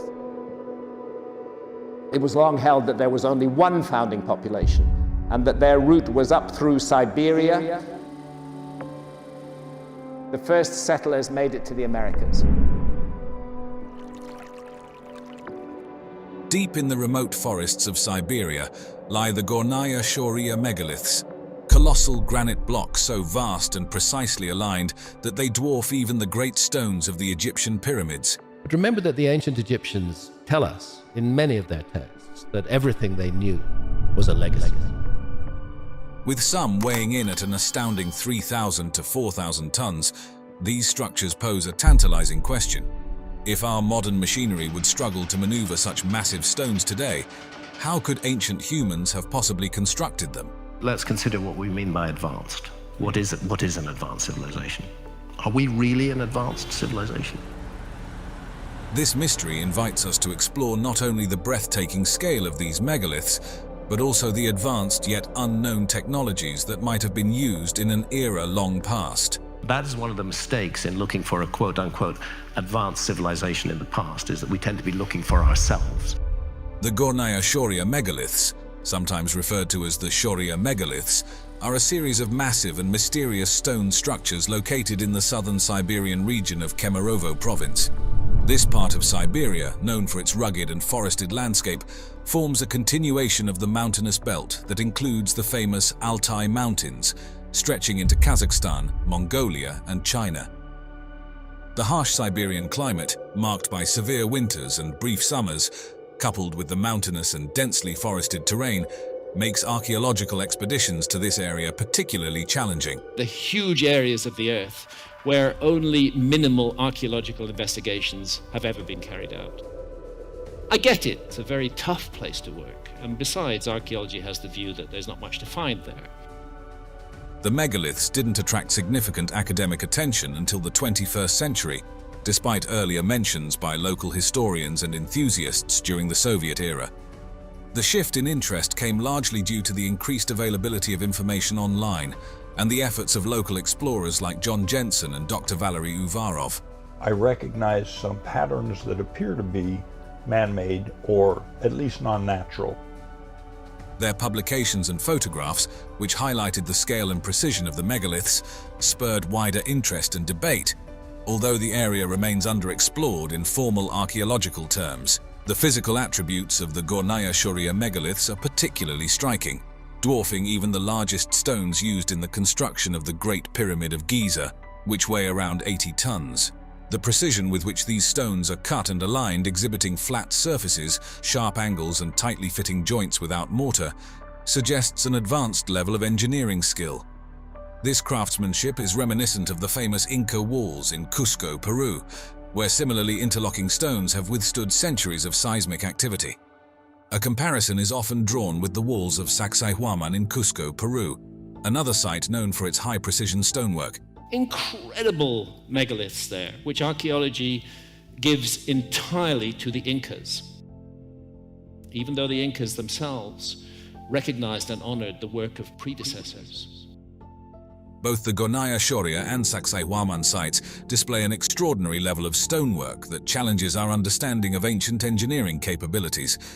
However, the sheer size of the stones at Gornaya Shoria makes the site even more perplexing, raising intriguing questions about the logistics of stone transport and manipulation by ancient builders. The Gornaya Shoria megaliths have captured the imagination of many, but they also offer a fascinating case study for geologists who propose that these giant formations could be entirely natural. Various geological processes, particularly those involving glaciers and tectonic activities, might explain their formation without needing to invoke theories of human or extraterrestrial involvement. During the last ice age, massive glaciers moved across landscapes, carrying large boulders known as erratics far from their original quarries. As these glaciers retreated, they left behind these huge stones. Additionally, as the ice moved, it could polish and create striated marks on the surfaces of these rocks, contributing to the smooth and flat appearances that some of the Shoria megaliths exhibit. This is not uncommon in other parts of the world where glacial activities have shaped the terrain. Beyond glaciation, the processes of weathering play a significant role. Chemical weathering, where the rock interacts with the environment, can dissolve weaker materials in the stone, leaving behind angular blocks that might appear artificially carved. Meanwhile, the freeze-thaw cycles typical of Siberia's harsh climate cause the rocks to crack and break naturally along lines of weakness, forming the angular structures observed today. The region's intense seismic activity also contributes to the megalith's mysterious shapes. The area is prone to movements in the earth that can fracture bedrock, creating sharp, angular formations that mimic the appearance of quarried stone. These natural fractures, caused by faulting and the pressure of tectonic forces, suggest a plausible explanation for the megalith's geometric precision. As tectonic forces lift and fold rock layers, pressure release can also occur, leading to a process known as exfoliation. This causes the rock to break off in sheets or segments, forming large, flat slabs that might look like the work of human hands. An interesting parallel can be drawn with California's Devil's Postpile National Monument, known for its symmetrical, hexagonal columns of basalt formed by the slow cooling of a lava flow and subsequent contraction cracking. This site exemplifies how complex and regular structures can form through natural geological processes, demonstrating that the precise and orderly structures we see at Gornaya Shoria could also be the product of dynamic earth processes. Not only have the Gornaya Shoria megaliths captured the interests of geologists, but also ignited a flurry of archaeological theories. Some researchers propose that these vast stone structures are the product of an advanced yet unknown ancient civilization. This theory is supported by the megalith's precise cuts and alignments, which imply the use of sophisticated stoneworking technologies that surpass those known from other ancient cultures of the same era. Are we looking at the traces of a forgotten episode in human history? I think so. I think that's what's going on here. These observations lead some to speculate about possible cultural and technological exchanges between distant civilizations, suggesting that the builders of the Gornaya Shoria megaliths could have been part of a widespread network. This network might have facilitated the spread of architectural and engineering skills across vast distances, much like how architectural styles were shared along the Silk Road. In addition to these mainstream archaeological views, there are several alternative theories that touch on more unconventional narratives. One such theory suggests that extraterrestrial beings could have influenced the creation of the megaliths. Proponents of this idea argue that the scale and precision of the stonework exceed what would have been technologically feasible for humans at the time, drawing parallels to other mysterious ancient sites like the Nazca lines in Peru, which feature designs that are best viewed from the air. Another intriguing hypothesis posits that these megaliths were the work of a now-lost civilization that had access to advanced technologies for manipulating stone, construction, and possibly even geolocation. Technologies that were superior to those of known ancient cultures and which could have been lost following a cataclysmic event like a massive flood or volcanic eruption, reminiscent of the legendary Atlantis. A comparison with the Baalbek temple complex in Lebanon, particularly the Trilithon, offers further context. The Trilithon features 3 massive stones, each weighing between 800 to 1,000 tons, meticulously placed upon rows of smaller blocks. This is called the Trilithon. Each of these 3 blocks weighs 900 tons.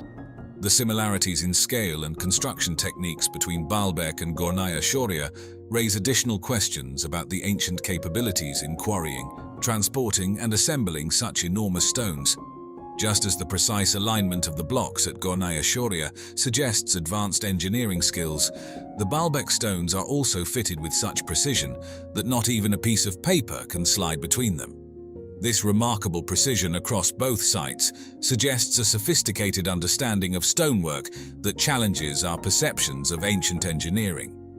The Gornaya Shoria megaliths pose significant challenges for researchers and archaeologists attempting to uncover their secrets. The region is famously difficult to access, characterized by dense forests and mountainous landscapes that are tough to navigate. The climate further complicates research efforts, with harsh winters that bring heavy snowfall and freezing temperatures, limiting fieldwork to the brief Siberian summer months. The nearby settlements offer limited resources, making it challenging to support sustained scientific activities. Accommodations, roads, and communication facilities are all less developed, which is essential for conducting large-scale archaeological excavations. This lack of local support, combined with a general prioritization of resources towards more well-known sites, means that Gornaya Shoria often remains overlooked in broader archaeological explorations. Look closely at this. This isn't just old, it's impossible. What if it, and 9 others like it, existed before any recorded history? Before the great flood that changed everything? We're not dealing with myths. We're talking about tangible evidence of a lost world.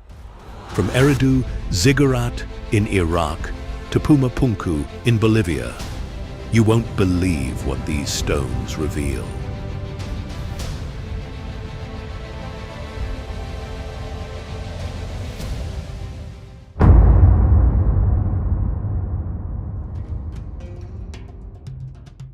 Located in the Jermus Mountains of southeastern Anatolia, Turkey, Göbekli Tepe is a site of immense historical significance too. Dating back approximately 11,000 years, it predates Stonehenge by an astonishing 6,000 years. This remarkable site features massive T-shaped pillars adorned with intricate carvings of animals and abstract symbols, suggesting a ritualistic or ceremonial purpose. Göbekli Tepe's construction by hunter-gatherers challenges the traditional view that complex societies only emerged after the development of agriculture.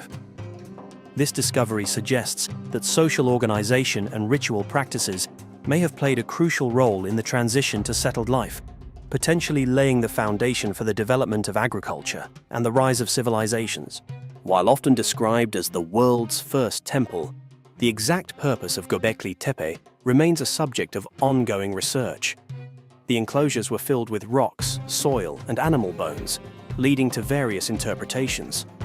While some researchers believe the site was intentionally buried by its builders, recent analysis suggests that natural events like slope slides and erosion might be responsible for the filling of the enclosures. From the old stones of Göbekli Tepe, hinting at a very different past, let's move to another puzzle: the giant Sphinx guarding the pyramids of Egypt. The Great Sphinx of Giza, located on the Giza Plateau in Egypt, is one of the most iconic and enigmatic structures in the world. The Giza Plateau, a vast necropolis on the west bank of the Nile River, holds some of the most impressive monuments of ancient Egypt, including the Great Pyramids and the Sphinx. While traditionally dated to around 4,500 years old, some theories suggest the Sphinx could be as old as 7,000 years or older. This debate stems from the observation of water erosion patterns on the Sphinx, suggesting it may have been exposed to heavy rainfall consistent with a much earlier period in Egypt's history. If true, this would challenge conventional timelines and suggest a more complex and ancient history of human civilization than previously thought. Carved from a single mass of limestone, the Sphinx is a colossal statue of a reclining sphinx, a mythical creature with the body of a lion and the head of a human, often associated with royalty and divine power. It likely served as a guardian or protector of the pyramids and nearby tombs, embodying strength and vigilance. Over time, the Sphinx has suffered significant erosion and damage, most notably the loss of its nose. While some attribute this damage to Napoleon's troops, historical accounts and illustrations predating Napoleon's arrival depict the Sphinx without its nose. Other theories suggest that the nose was deliberately destroyed by a Sufi Muslim in the 14th century or damaged during earlier periods. Despite its weathered condition, the Sphinx remains an awe-inspiring monument, and traces of red pigment suggest it may have been originally painted in bright colors, adding to its grandeur and symbolic significance. From the watchful gaze of the Great Sphinx, let's turn to the towering majesty of its neighbor, the Great Pyramid of Giza. Also located on the Giza Plateau, the Great Pyramid of Giza is another marvel of ancient Egyptian architecture. Built around 4,500 years ago as the tomb of the pharaoh Khufu, it is the oldest and largest of the three main pyramids at Giza. This pyramid held the record as the tallest man-made structure in the world for over 3,800 years, a testament to the engineering prowess of the ancient Egyptians. The Great Pyramid is a masterpiece of precision and design. Its sides are aligned with the cardinal directions with remarkable accuracy, suggesting advanced astronomical knowledge and meticulous planning. Inside the pyramid, 3 known chambers have been discovered, including the King's Chamber, which houses a granite sarcophagus intended for Khufu's remains. While the pyramid has been looted in the past, its structure remains remarkably well preserved, though its outer casing of smooth white limestone is mostly gone. The exact construction techniques used to build the Great Pyramid continue to be a subject of debate among scholars, with various theories proposing different methods for lifting and placing the massive stone blocks. The Great Pyramid's precise construction still baffles us, but even those massive stones pale in comparison to the perplexing precision found thousands of miles away at the enigmatic ruins of Pumapunku. Pumapunku, located in western Bolivia as part of the Tiwanaku site, is an ancient complex shrouded in mystery. While generally estimated to be around 1,400 years old, some theories suggest it could be much older, potentially dating back thousands of years. This debate arises from the site's unique features and the challenges they pose to conventional understanding of ancient technologies. Pumapunku is renowned for its massive stone blocks, some weighing over 100 tons, which are precisely cut and interlocked with astonishing accuracy. The stones exhibit intricate designs and perfectly drilled holes, suggesting the use of advanced tools and techniques that seem to be beyond the capabilities of the Tiwanaku civilization, to whom the site is generally attributed. This has led to various theories about Pumapunku's origins, including the possibility of a lost advanced technology, extraterrestrial assistance, or a pre-Ice Age civilization with knowledge that has been lost to time. Despite its ruined state, with many stones scattered and broken, Pumapunku continues to fascinate researchers and challenge our understanding of ancient engineering and construction. Pumapunku's impossibly smooth stones and intricate cuts leave us wondering about the tools and knowledge of its builders, but even those feats of ancient engineering have a predecessor in the towering mud brick structures of Mesopotamia, like the ancient Eridu ziggurat. Eridu, located in modern-day Iraq, is considered one of the oldest cities in Mesopotamia, potentially dating back to the 5th millennium BC. The city is home to a massive ziggurat, a stepped pyramid-like structure that served as a religious and ceremonial center. Ziggurats were prominent features in Mesopotamian cities, believed to be a connection between Earth and the heavens. The Eridu ziggurat, with its ancient origins and monumental scale, provides evidence of advanced architectural and social organization in the pre-flood era. The Eridu ziggurat showed early builders reaching for the sky, a feat later echoed and amplified by Egypt's first monumental stone structure, the Step Pyramid of Djoser.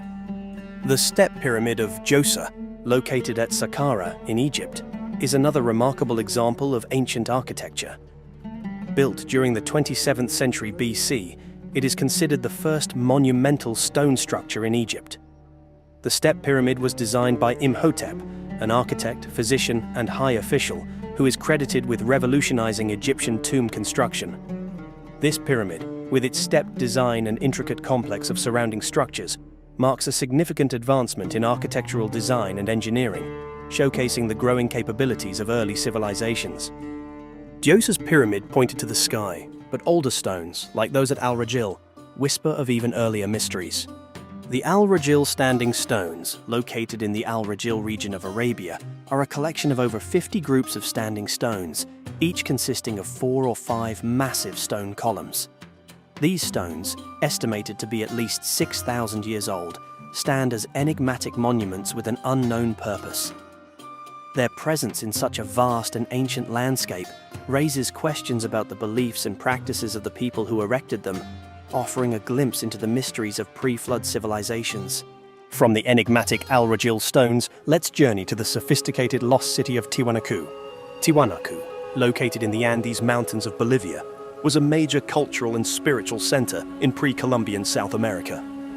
The city, believed to have flourished between the 4th and 10th centuries AD, features impressive stonework and monumental structures, including the Acapana Pyramid and the Puma Punku complex. Tiwanaku's location near Lake Titicaca, a sacred site in Andean mythology, adds to its significance. The city's ruins provide evidence of advanced social organization, architectural skills, and astronomical knowledge in the pre-flood era. Tiwanaku's ruins impress, but even older secrets lie submerged, like the underwater city of Pavlopetri. Pavlopetri, located off the coast of Laconia in Greece, is one of the oldest submerged cities in the world. Dating back to the early Bronze Age, it provides a unique window into the lives of a coastal community that thrived before the Great Flood. The city's well-preserved remains, including buildings, streets, and tombs, offer valuable insights into the urban planning, architecture, and daily life of a pre-flood civilization. From Pavlopetri's depths to Baalbek's heights, each site reveals a piece of our past, a final note in this exploration of ancient wonder. The Baalbek Temple complex, located in Lebanon, is a monumental Roman temple complex with origins dating back to the early Bronze Age. The complex features colossal stone blocks, some weighing over 800 tons, showcasing the impressive engineering skills of its builders. The Baalbek temples, with their grandeur and intricate carvings, stand as a testament to the architectural and religious practices of ancient civilizations that predate the Great Flood.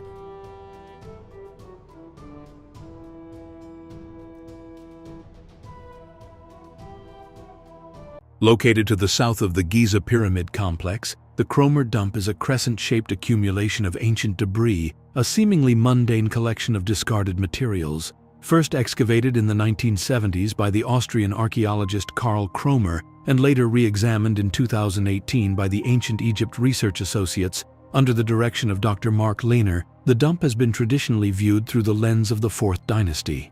The AERA's 2018 findings, for instance, led them to characterize it as a Fourth Dynasty demolition and trash heap, with materials consistent with a demolished royal rest house or small palace dating back to the reign of Khafre, builder of the Second Pyramid. This interpretation aligns with the prevailing understanding of Giza as a necropolis primarily developed during the Fourth Dynasty. However, Cromer's original findings, meticulously detailed in his extensive 1978 publication, Settlement Finds from the Early Old Kingdom in Giza, Austrian Excavations 1971 to 1975, paint a far more nuanced and intriguing picture. While acknowledging the undeniable presence of Fourth Dynasty materials, Cromer also identified a significant number of artifacts that he dated to the First, Second, and Third Dynasties of the early dynastic period.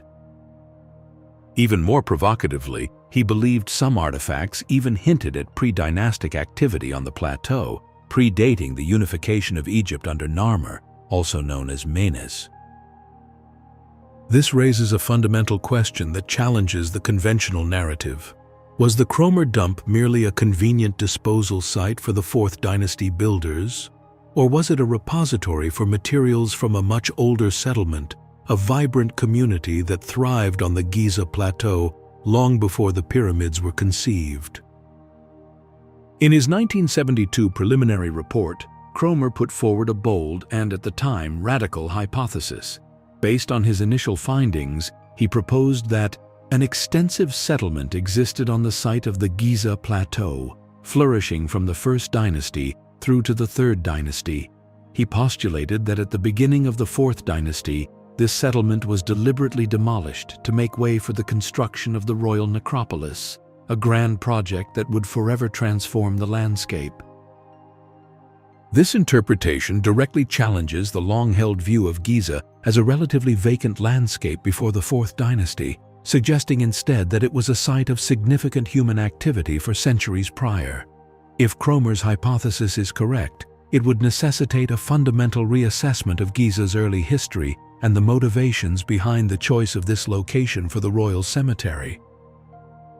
Cromer's claims were not based on mere speculation, but on a careful analysis of the artifacts unearthed from the dump. Let's delve deeper into the key pieces of evidence that support his hypothesis. Pottery, a ubiquitous find in archaeological contexts, often serves as a crucial indicator of chronology and cultural affiliation. Cromer identified numerous pottery shards within the dump that exhibited decorative scratch marks, reminiscent of styles associated with both the pre-dynastic Naqada II culture, 3500 to 3200 BCE, and the early dynastic cultures of Lower Egypt. The presence of these distinct pottery styles suggests that the Giza settlement may have had connections to, or was even inhabited by people from these earlier periods. Perhaps the most compelling and chronologically significant evidence comes from the clay ceilings found within the dump. Clay ceilings were used in ancient Egypt to secure containers, doors, and documents, often bearing impressions of cylinder seals or stamps that identified the owner, official, or institution responsible. Cromer discovered several clay ceilings depicting animal figures, hieroglyphic symbols, and geometric patterns.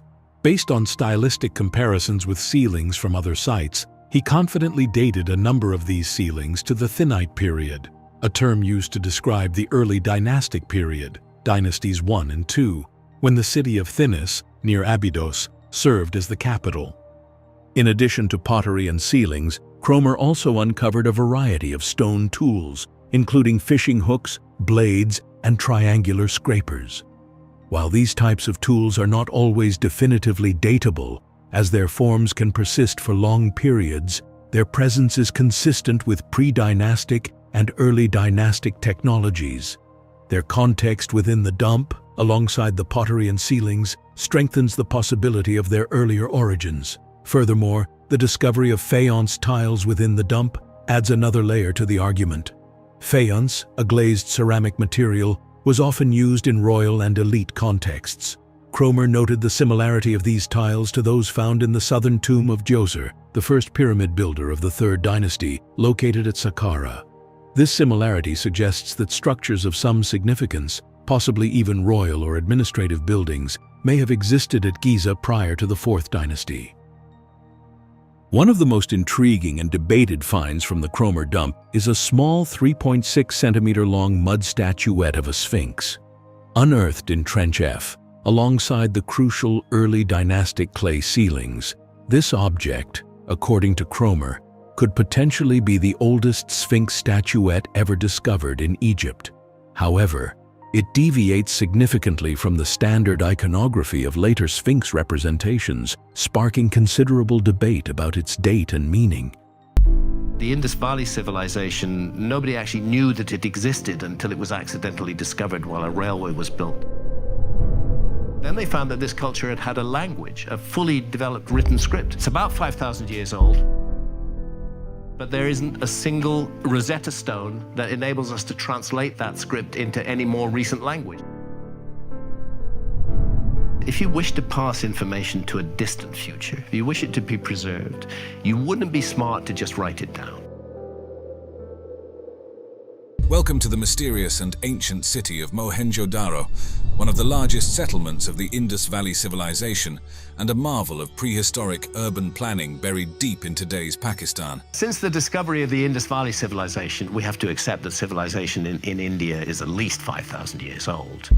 Now, let's unravel the secrets of this place, explore its sophisticated drainage systems, the iconic Great Bath, and decode what secrets might have existed in this magnificent city over 4,000 years ago. I want to know what else is going to be found that hasn't been investigated yet at all. We're just touching the edge of a huge mystery. Mohenjo-Daro, situated in the Sindh province of Pakistan, is a key archaeological site from the Indus Valley civilization, also known as the Harappan civilization. Its name, translating to Mound of the Dead in Sindhi, hints at the mysteries buried within this ancient city, offering a unique glimpse into one of the world's earliest urban societies. The site was discovered in 1922 during a broader archaeological survey of the Indian subcontinent conducted by the Archaeological Survey of India. Rakhaldas Bandyopadhyay, known as R.D. Banerjee, stumbled upon what he initially thought was a Buddhist stupa in the Larkana district. Further investigation revealed the ruins of an ancient city, predating any known Buddhist settlements, marked by sophisticated urban features like baked brick structures. They found that there were these actually very, very sophisticated, very complex mud brick structures on a very large scale. Major excavations kicked off in 1924 under Sir John Marshall, the then Director General of the Archaeological Survey of India, and his deputy, Ernest Mackay. Their efforts unveiled an advanced city with a well-planned layout, efficient drainage systems, brick houses, granaries, and public baths, all indicating a highly organized society.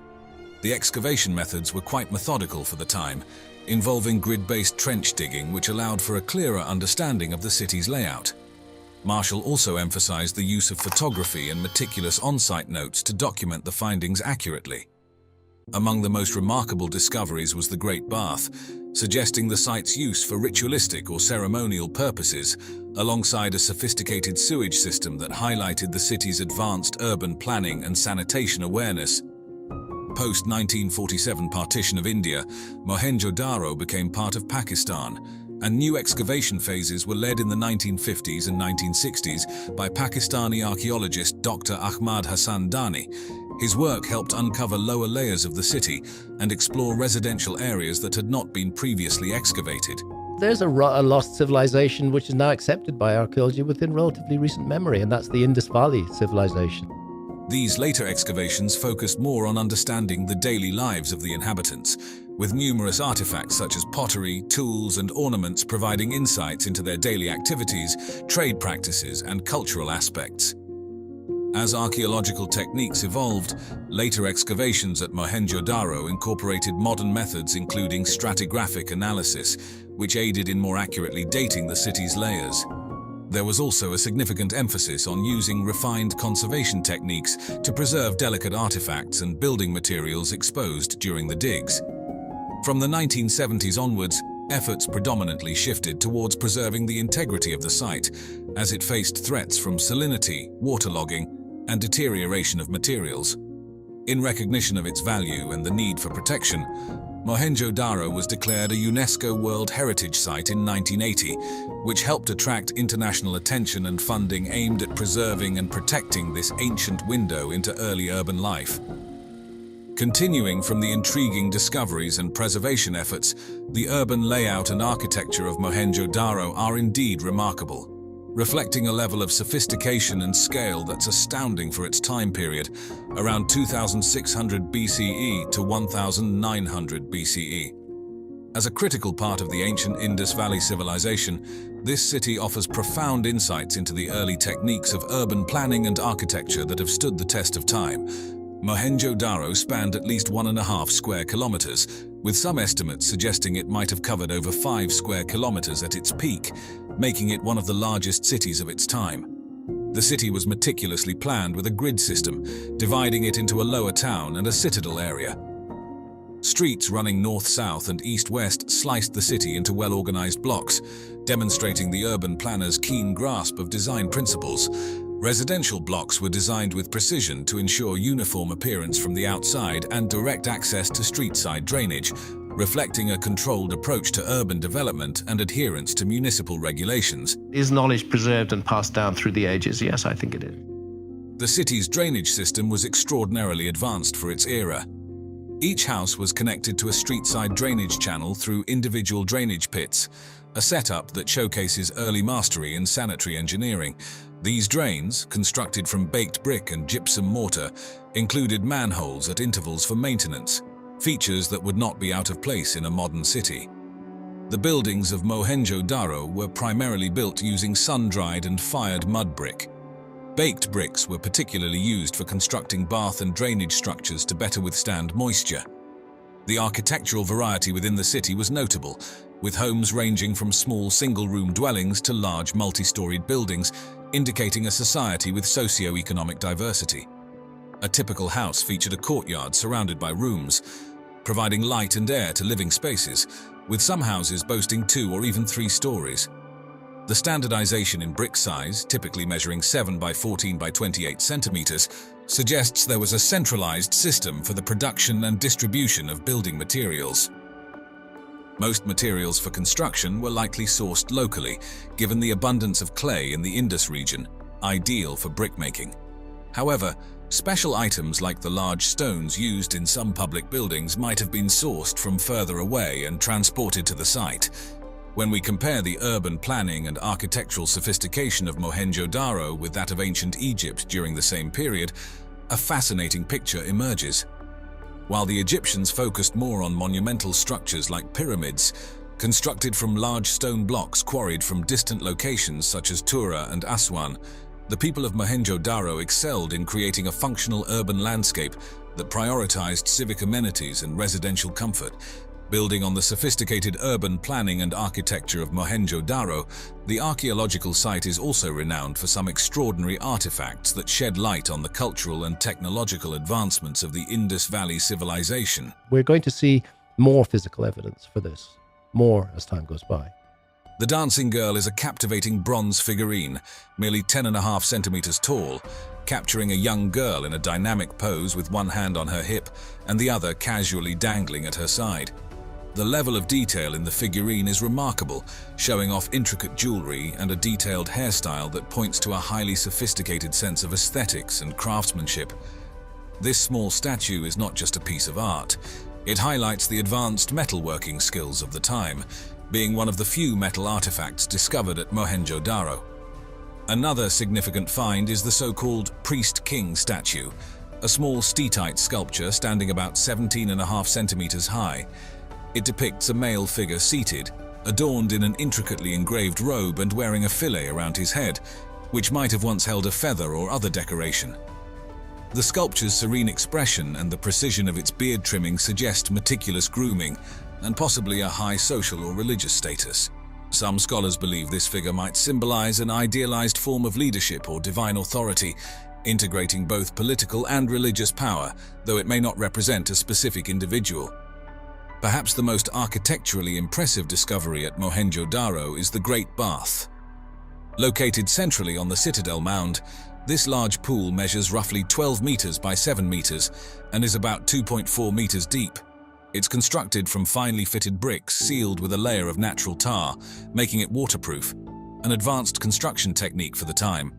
The Great Bath is believed to have been used for ritual purification rites, reflecting the civic and religious practices of the Indus people. The structure was ingeniously fed by a well, and an adjacent drain allowed for the emptying and cleaning of the bath, indicating a sophisticated management of water resources. Comparing the Great Bath with Roman baths brings interesting insights. Like Mohenjo-Daro's bath, Roman baths were central to social and religious life, going beyond mere hygiene to serve as gathering places for social interaction and ritual practices. However, Roman baths were typically more complex, featuring varied temperatures across different rooms and incorporating technologies like steam baths and underfloor heating, showing different scales and advancements in engineering. An intriguing theory related to Mohenjo-Daro's significance within the Indus Valley civilization is the hydraulic hypothesis, which suggests that the city served as a religious center coordinating the management of an extensive system of irrigation canals. This hypothesis proposes that the city's leadership wielded both political and religious authority, crucial for managing the water resources vital for agriculture in the arid environment. In a remote corner of southeastern Turkey, where the horizon stretches endlessly across the high plains, something extraordinary lies buried beneath the earth. A wind-swept hill, long thought to be just another natural rise in the land, hides one of the most significant archaeological discoveries of our time. As the morning sun casts its golden light, ancient stone pillars, massive, enigmatic, and impossibly old, emerge from the dust. This is no ordinary ruin. It is a structure older than history itself. A temple built nearly 12,000 years ago by hands we once thought too primitive for such ambition. This is Göbekli Tepe. When archaeologists first began excavating the site in the 1990s, they couldn't believe what they had found. Massive T-shaped pillars arranged in circular formations, some towering over 16 feet tall and weighing as much as 10 tons, stood as silent witnesses to a forgotten past. But the real shock came when the stone enclosures were dated, around 9600 BCE. That's 7,000 years before the Great Pyramid of Giza and 6,000 years before Stonehenge. It shattered everything we thought we knew about the origins of civilization. At that point in history, according to conventional thinking, humans were still nomadic hunters and gatherers. Agriculture was still in its infancy. Cities, writing, organized religion, all of it still thousands of years away. And yet here was a temple complex, monumental, symbolic, and sophisticated, built with precision and purpose. It forced archaeologists and historians to ask a question that still lingers today. Who were these people, and how did they do it? The site is composed of a series of enclosures, each ringed by massive stone pillars arranged in circular or oval patterns. The most prominent enclosures feature two central pillars that dominate the space, flanked by smaller ones facing inward. All are carved from solid limestone, quarried nearby and somehow transported across rugged terrain. The effort to build such a structure implies planning, leadership, and a coordinated workforce, traits we never associated with Stone Age hunter-gatherers. Yet here, in stone, was undeniable evidence of a complex society. What's more, these pillars are not blank. Their surfaces are alive with carvings: snakes, foxes, vultures, wild boars, lions, scorpions, each etched with a level of artistry that is both haunting and deliberate. One particularly eerie depiction shows a headless man beneath a vulture's outstretched wings. The carvings may have been totems, clan emblems, or sacred symbols. Some scholars believe they formed part of a cosmology, a worldview passed down in stories now lost to time. Others even suggest the images represent constellations, frozen into stone as a kind of prehistoric star chart. Whatever their meaning, the motifs hint at a culture deeply attuned to the natural world, and perhaps even the sky above. This raises another profound question. What was Göbekli Tepe used for? It was not a settlement. There are no signs of homes, no hearths, no evidence of daily life. What remains points unmistakably to ritual, a sacred site where people gathered not to live, but to connect. Perhaps to the divine, to one another, or to something far older. The complexity of the site, and the fact that it was built before the advent of farming, suggests that spiritual belief may have been a catalyst for social organization. In other words, it may have been religion, not agriculture, that brought people together and led to the birth of civilization. That idea flips the traditional narrative. For decades, archaeologists believed that farming led to settled life, which eventually led to religion and temples. But Göbekli Tepe suggests the opposite, that communal ritual spaces like this might have come first. To sustain such gatherings, people would have needed food surpluses, and that may have driven the early development of agriculture in nearby valleys. It's a theory that rewrites the very foundations of our origin story. And then, just as mysteriously as it rose, the site was buried. Sometime around 8000 BCE, the people who built Göbekli Tepe filled in its enclosures with rubble and dirt. They entombed the massive pillars beneath layers of soil, erasing their sacred architecture from the surface of the earth. Why? Was it a ceremonial closure, the marking of an epoch's end? Or were they forced to leave, by drought, disease, conflict, or change in belief? Whatever the reason, their act preserved the site in remarkable condition, sealing it in a protective tomb for 12 millennia. All of this took place during a period of profound climatic upheaval. The Ice Age was ending. Global temperatures were rising. Glaciers retreated, and the seas began to swell. Vast areas of coastal land vanished beneath water, and ancient peoples would have watched their world shift beneath their feet. It's easy to imagine how such cataclysmic change gave birth to enduring myths, stories of floods and lost lands that echo through the traditions of countless civilizations. The Epic of Gilgamesh, the oldest known literary text, speaks of a great flood. The Bible tells the tale of Noah, and the Greeks spoke of Atlantis, an advanced society swallowed by the sea in a single day and night. According to Plato, Atlantis disappeared around 9600 BCE, the very time Göbekli Tepe was constructed. Coincidence? Probably. But it's compelling nonetheless.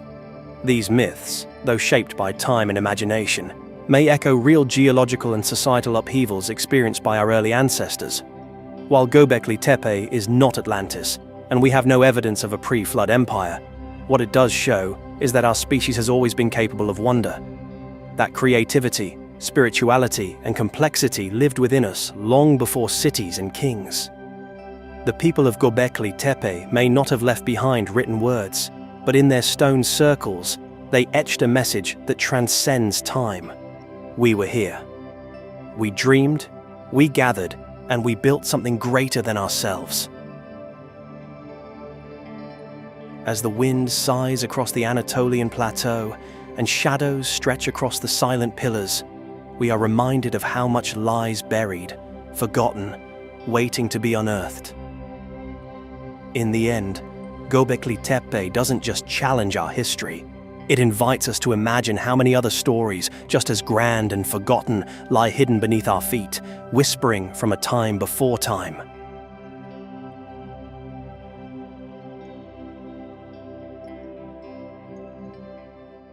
And if you thought this 12,000-year-old discovery was mind-blowing, just wait, because it's not alone.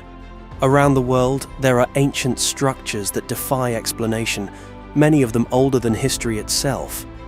In our next video, we're counting down the top 10 ancient structures that predate the Great Flood, and number 1 will leave you questioning everything we know about our past.